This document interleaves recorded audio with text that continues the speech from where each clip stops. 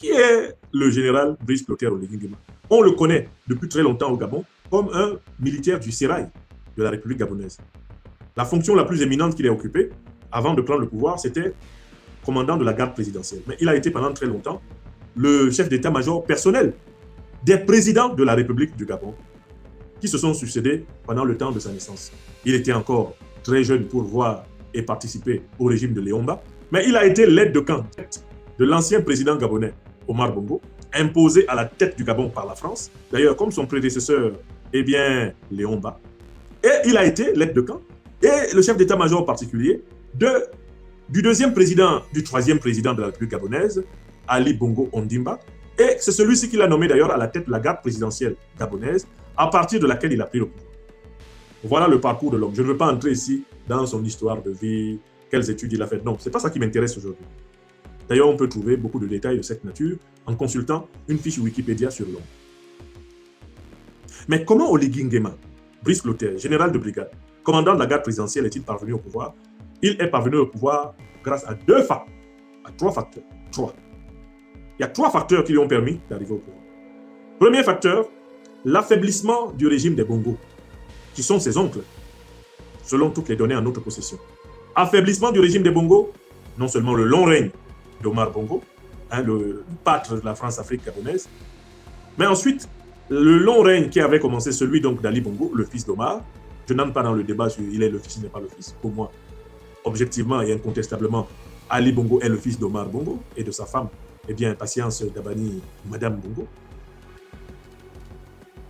Le règne d'Ali Bongo Ondimba a été à un moment donné paralysé et même amenuisé par l'accident vasculaire cérébral qui l'a physiquement diminué. Et l'a mis dans l'incapacité physique d'exercer les fonctions de président de la République. Donc, le long règne des Bongo a épuisé non seulement les Gabonais, mais il a même épuisé l'ancien président gabonais. Parce que Ali Bongo est né dans le pouvoir. Il a grandi dans le pouvoir. Il a évolué dans le pouvoir. Et il a été fatigué par le pouvoir. Et c'est le pouvoir qui l'a rendu malade. Et précisément, Brice Clotaire Oligui Nguema, officier de proximité, a vu dans la proximité le régime Bongo s'affaiblir, les Bongo s'affaiblir. Premier facteur, l'affaiblissement physique et psychique même, et des Gabonais et des Bongo eux-mêmes. Deuxième facteur qui a permis l'arrivée de Brice Clotaire Oligui Nguema au pouvoir, la division à l'intérieur de la famille Bongo. Cette division qui s'est cristallisée par la crispation entre les deux belles-sœurs. Madame Ali Bongo Ondimba, Sylvia Bongo, et la grande sœur d'Ali Bongo Ondimba, eh bien, Pascaline Bongo, s'entendaient comme chien et chat. Et dès lors, à l'intérieur même de la famille Bongo, il n'était plus question d'accepter qu'après Ali, et ça c'était la position de Pascaline Bongo, qui est là, et qui est en réalité la véritable bergère symbolique du pouvoir d'Oligui Nguema, il n'était pas question d'accepter une succession de type patriarcal, comme celle qui avait eu lieu entre Omar et Ali. Pascaline ne voulait pas qu'Ali Bongo permette au fils de Sylvia et bien Bongo, à savoir Noureddine, de succéder à son père, selon la tradition france-africaine. Le conflit est né de là, d'autant plus que Sylvia Bongo, pour Pascaline, lui avait manqué de respect, elle, la grande royale du palais présidentiel du bord de mer de Libreville. Oligui Nguema est l'homme qui va servir, eh bien, le règlement de compte entre Pascaline et Sylvia, au détriment d'Ali, qui déjà est diminué par l'AVC, par l'hémiplégie qui paralyse la moitié de son corps, de son cerveau et de tous ses pouvoirs. Voilà le deuxième facteur qui a permis à Brice Clotaire Oligui Nguema de se glisser et de prendre le pouvoir. Parce qu'il était soutenu par une partie importante de la famille Bongo, puisque celle-ci était divisée. J'ai rappelé le duel entre les deux femmes. Quand deux femmes ne s'entendent pas dans un pouvoir, ce pouvoir est mort. Il y a un troisième facteur qui a permis à Brice Clotaire Oligui Nguema d'arriver au pouvoir, c'est la France. Pourquoi? Parce que Ali Bongo Ondimba avait entrepris de prendre un certain nombre de libertés envers la France qui a créé la République gabonaise, la France qui a créé Léomba, la France qui a créé Omar Bongo, la France même qui a organisé la passation de pouvoir à Paris entre Léomba et Omar Bongo, considère le Gabon comme son propre pipi. Et comme le disait un homme politique ivoirien, un caïman ne peut pas sortir du pipi que la France même a pissé pour venir mordre la France. Or, Ali Bongo avait eu un certain nombre d'audace. le fait qu'il ait fait des études en partie dans le monde anglo-saxon, notamment aux États-Unis, ne lui avait pas laissé des traces seulement dans le domaine de la musique. Cela lui avait laissé des traces dans une envie de se libérer, de s'émanciper du monde dans lequel son père avait vécu, le monde de la France-Afrique. Ali Bongo a entrepris d'affirmer son anglophonie. Il est parfaitement anglophone, Ali Bongo. Il est allé plus loin. Il a inscrit le Gabon dans le Commonwealth, la communauté des États anciennement colonies britanniques. Il a inscrit le Gabon dans le Commonwealth et cela a été perçu à Paris comme un crime de lèse-majesté. Les néocolonialistes français à Paris pestaient. Ça perd l'hypopète, ça pristille, scrogneux, ventre bleu. Comment est-ce possible que nous ayons créé la République gabonaise, que nous ayons fabriqué Léon Bar, que nous ayons fabriqué Omar Bongo, que nous ayons permis et accompagné la succession patriarcale entre Omar Bongo et Ali Bongo, et que celui-ci se permette de faire venir les rosbifs, faire venir les Anglish dans nos affaires. Le jour où Ali Bongo Ondimba a inscrit le Gabon au Commonwealth, il a programmé le coup d'État français contre lui. Voilà pourquoi le jour où il tomba, Ali Bongo Ondimba parla anglais, et exclusivement anglais, car il savait qu'il n'avait plus d'amis à Paris. Make noise, make noise, make noise. C'était un appel au secours à ses frères, ses nouveaux frères d'Angleterre. C'était un appel au secours aux gardiens de la fraternité britannique, les princes d'Angleterre. C'était un appel désespéré. Ali Bongo Ondimba savait qu'il avait été renversé par la France. Il savait qu'il avait été renversé par sa sœur. D'ailleurs, c'est pour cela que la vie lui a été préservée. Parce que sa sœur Pascaline a veillé pour ne pas franchir toutes les limites de l'outrecuidance, à ne pas laisser qu'Ali Bongo se prenne une balle dans la tête. Oui, Ali Bongo est vivant parce que Pascaline était dans le coup d'État et qu'elle a dit « Renversez mon frère, mais ne le tuez pas ». D'ailleurs, vous avez observé que dans ce coup d'État, on n'a pas physiquement humilié Ali Bongo, mais on a physiquement humilié sa femme, si elle vient. On a physiquement humilié son fils Noureddin, parce que c'est eux qui étaient visés. Ali, on considérait de toutes les façons qu'il était cuit par l'AVC. Que désormais hémiplégique, il ne pouvait pas gouverner le Gabon. C'est vrai. S'il lui-même était intelligent, suffisamment intelligent, il aurait démissionné après avoir subi cet accident vasculaire cérébral pour permettre au Gabon d'être dirigé par quelqu'un qui soit en capacité. Mais le pouvoir est une drogue. Ali s'accrocha et il fut décroché.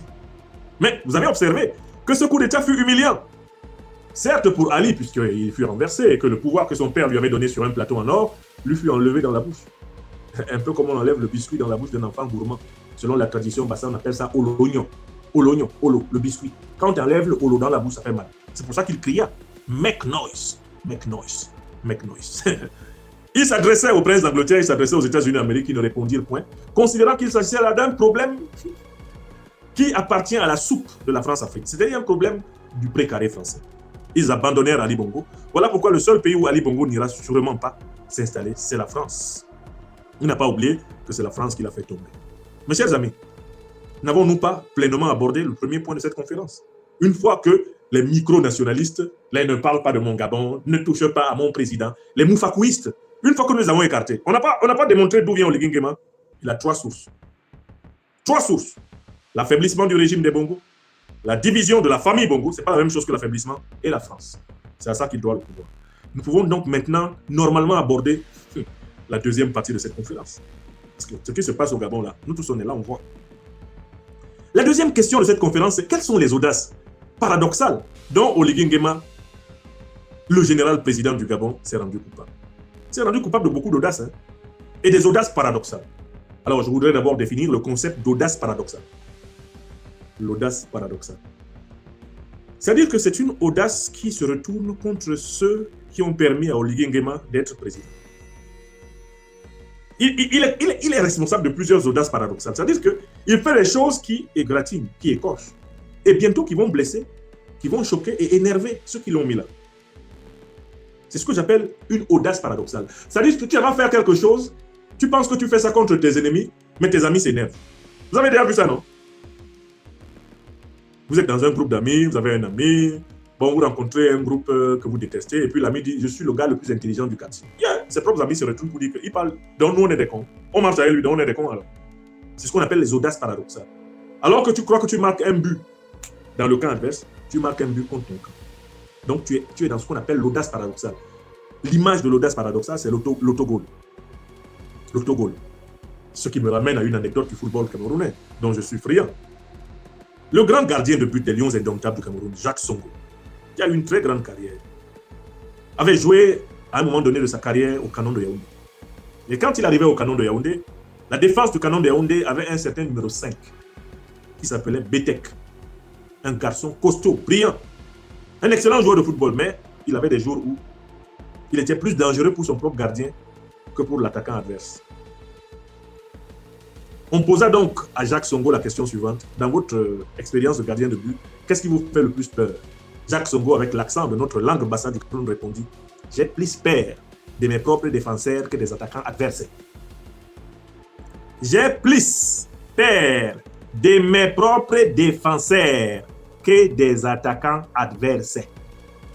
Selon l'anecdote, Songo parlait en fait de Betek, qui lui avait marqué des autogols spectaculaires. C'est-à-dire que le gars te marque un but, toi, tu es d'accord que même un attaquant adverse n'aurait pas pu le marquer aussi.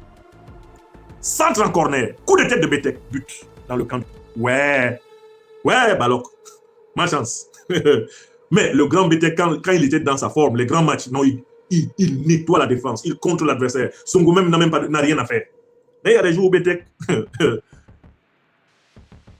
dans la langue bassa, le dégagement, quand un défenseur fait un dégagement et le ballon va plutôt dans son but, on appelle ça un basse nkwata. Le nkwata. C'est-à-dire c'est un dégagement qui produit un autogol. Le ballon rebondit dans la surface. Betek dégage, ça rentre à l'angle à 90 degrés, dans le petit trou entre les deux poteaux. Ouais, Songo dit seulement, Limbong, mais ça m'a fait. Dans la fameuse anecdote de Jacques Songo, c'est de cet autogol qu'il était question. Oh, le général président Oligui Nguema ces derniers temps est entré dans les autogols, il joue comme Betek. Il rappelle un autre joueur qui avait joué à Manchester United, Maguire. Maguire a fini par devenir une star du Parlement ghanéen. Un député ghanéen a expliqué un jour que, à la manière dont Nana Akufo-Addo, le président ghanéen, avait surendetté le Ghana, on pouvait le comparer à Maguire, le plus grand autogoleur du championnat britannique. Maguire. Oui, le général président Brice Clotaire Oligui Nguema est en train de devenir un roi du Nkwata. Ambassadeur, on dit Mbassa Nkwata, c'est-à-dire qu'il a tiré un tir qui est entré dans son propre camp. Nkwata. Ouais, dis donc. Oh, non, la politique africaine, c'est Ndolé Miondo. La politique africaine, c'est Ndolé Miondo. Il y a à rire et à pleurer dedans. Cela a même inspiré l'un des plus beaux romans comiques et satiriques de politique que j'ai lu, de l'écrivain congolais Henri Lopez. Cherchez ce livre. Il s'intitule Le pleurer rire. Le pleurer rire. Dans la politique africaine, tu pleures, tu ris en même temps. Tu peux rire dans l'eau. La politique africaine, on voit tout et le contraire de tout. Donc, dans cette deuxième partie de cette conférence, je suis en train de vous expliquer que le général président Brice Clotaire Oligui Nguema est un basse Nkwata. Il est en train de tirer les Nkwata. Et c'est là où moi-même, mon cœur d'être humain, mon cœur d'Africain, je suis gêné pour lui et je me suis senti obligé de lui parler. Je sais que ses partisans, qui n'aiment pas du tout mes conférences, vont lui faire le rapport, un peu comme ceux de Macron. Je crois que la cellule africaine de l'Élysée est en train de rigoler actuellement. Hein? Vous savez, j'ai le privilège d'être écouté par la cellule africaine de l'Élysée. Toutes mes conférences ils se branchent tout de suite. Je les empêche de dormir. Même quand la conférence va jusqu'à 2h du matin, la cellule africaine de l'Élysée m'écoute. Ouais, non, donc, maintenant on va étudier les Minkwata pour utiliser une expression de la langue bassa, Minkwata, c'est-à-dire les loupés, les tirs contre son camp de Brice Clotaire Oligui Nguema. Bon, premier tir contre son camp, il dit que lui, il va combattre la corruption. Président, cette affaire de corruption-là, il est difficile de l'imaginer sans les mallettes des bongos. Et on ne peut pas imaginer les bongos en train de partager des mallettes sans que leur aide de camp que vous fûtes. Celui du père Omar et celui du fils Ali. Vous ne pouvez pas dire que vous n'avez pas transporté les mallettes des bongos, dont vous êtes d'ailleurs un neveu. Voilà le premier Nkwata de Brice Clotaire Oligui Nguema. Son affaire de « je combats la corruption ». Mon frère, pour combattre la corruption, il faut n'en avoir pas été. Vous étiez aide de camp du père et du fils, qui sont des réputés distributeurs de mallettes. Et un aide de camp, ça obéit. Vous avez transporté les mallettes, non? Comment on appelle ça en droit? Le transporteur de mallettes n'est-il pas en tort? On l'appelle un receleur. Bon, comment un receleur peut faire la morale en matière de corruption à son peuple? Autogol. Les Gabonais sont assis comme ça, ils disent seulement, fais pour toi. On attend. Un jour, on va raconter toutes les mallettes des bongos que toi, tu as transportées. Oui! Mais si on ne dit pas la vérité à notre frère, le général président, qui va lui dire, il est maintenant entouré de menteurs et de flatteurs qui font comme s'ils ne voient pas ce que nous tous sommes. Premier Nkwata, je vais combattre la corruption. Tu étais dedans. D'ailleurs, le régime gabonais, c'est le recyclage des caciques de l'ancien régime qui volaient. C'est des voleurs qui pourchassent des voleurs. Ça, Froulaï, on peut faire ça. On peut faire ça. On peut envoyer des voleurs pour chasser des voleurs. Il y a des voleurs qui sont en prison, mais qui sont fiers. Hein. Vous savez pourquoi? Au Gabon, il y a des voleurs qui sont en prison, qui sont fiers. Vous savez pourquoi ils sont fiers? Parce qu'ils ont été emprisonnés par des voleurs. Ils disent que c'est une fausse prison. Ah, mouf. Celui qui m'a mis ici, c'est un gros voleur. On volait ensemble. Il est seulement du bon côté, maintenant, du manche. Premier Nkwata.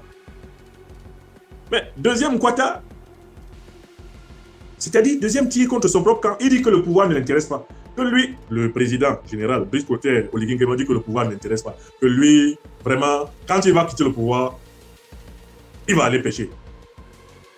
Et, président, est-ce que les gens qui sont autour de vous ne vous disent pas que des gros mensonges comme ça ne passent pas? On peut aller pêcher même quand on est au pouvoir. Qu'est-ce qui empêche le président? D'ailleurs, j'ai vu des vidéos de lui où il s'en va la nuit pêcher, puisque c'est une passion chez nous. On peut pêcher quand on est président. On peut pêcher quand on n'est pas président, et on peut pêcher quand on ne sera pas président. Alors, en quoi pêcher là? Pêcher du poisson là, en quoi c'est quelque chose d'extraordinaire? Au point de dire, ah, il y a des gens qui s'accrochent à la fonction de président. Ils parlent comme ça d'Ali Bongo. Hein. Ils parlent comme ça d'Omar Bongo. Hein. Que eux, ils sont accrochés à la fonction de président parce qu'ils ne savent pas quoi faire après.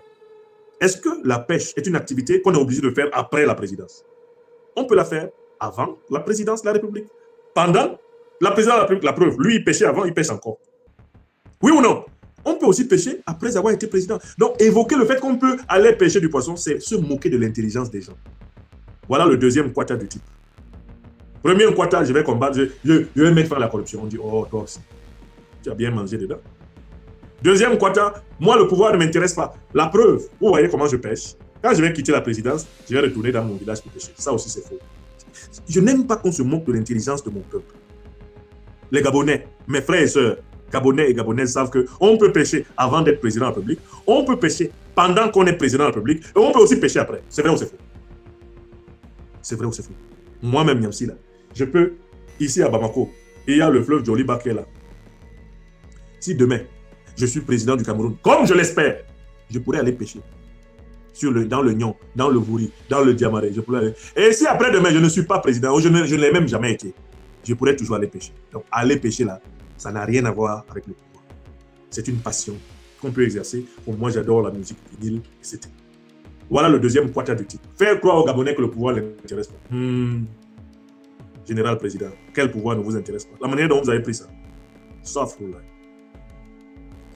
Troisième Nkwata, troisième but contre son camp. Il dit qu'il est pour la démocratie. Non. Démocratie.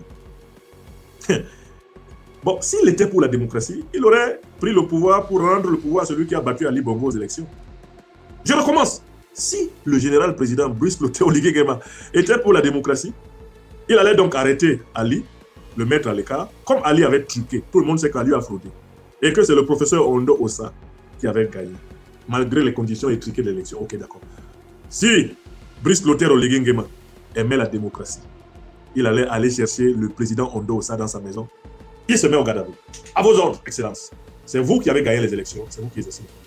Je vous rappelle qu'en 2000, en Côte d'Ivoire, c'est ce qui s'est passé. Le gros de l'armée ivoirienne s'est mis à la disposition de celui qui avait battu le général Gueye, le président Laurent Gbagbo. Si l'armée ivoirienne n'avait pas basculé pour reconnaître le président élu de l'élection d'octobre 2000, Laurent Gbagbo ne serait pas devenu président de la République. Donc, c'était tout à fait possible pour le commandant de la garde présidentielle d'être le justicier, le redresseur de tort, et de remettre le pouvoir à celui qui avait gagné. Mais le général président Brice Clotaire Oligui Nguema, à la manière, d'une certaine façon, de l'autre général président, Umaru Sissoko Embalo. Umaru Sissoko Embalo, lui, il a organisé un coup d'État contre celui qui a gagné les élections. Il a mis l'opposant qui a gagné les élections en prison. Il a donné le pouvoir à un général, Hortentam, avec l'applaudissement de Macron, de Bassirou Diomaye Diakhar Faye et de tous les voyous de la France-Afrique, hein, en Guinée-Bissau. Quant au Gabon, Oligui Nguema dit que Ali Bongo a fait une fraude. On dit, ok, c'est vrai. Il prend le pouvoir pour lui, on dit, mais c'est comment? On dit, oh les gars, Aneve, Aneja, Djeben, qu'est-ce qui se passe? Si Ali Bongo est truqué, ça veut dire que c'est Ondo Ossa qui a gagné. Et remet donc le pouvoir à Ondo Ossa, puisque c'est lui que les Gabonais ont choisi contre Ali Bongo. Il dit non, je ne remets pas. Le jour-là, il a enlevé son nom de la liste des démocrates. Du Normel Longueur. Wawomben, Wawonga, Amouanminga, Amouanian, Wawonga, Oligui a jamais, vous ne pouvez pas l'appeler démocrate.